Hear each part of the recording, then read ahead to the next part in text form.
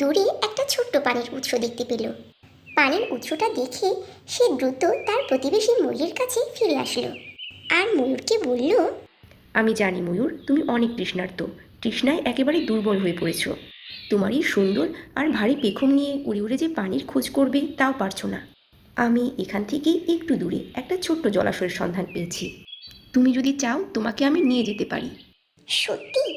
তোমাকে আমি কালো কদাকার বলে এত অপমান করলাম, তাও তুমি আমাকে পানির সন্ধান দিচ্ছ? কাক মৃদু হাসলো আর বলল, সৌন্দর্য দিয়ে জীবন চলে না, কিন্তু ভালো মন অনেক জীবন বাঁচাতে পারে। এরপর দুজন মিলে ওই ছোট্ট জলাশয়ে গেল আর মনের আনন্দে জলাশয়ের পানি পান করে তাদের তৃষ্ণা মেটালো। সেদিনের পর থেকে ময়ূরের অহংকার একেবারে ভেঙে গেল। ময়ূর কাককে তার সত্যিকারের বন্ধু বানালো আর কখনো কাউকে চেহারা দেখে ছোট করে দেখলো না।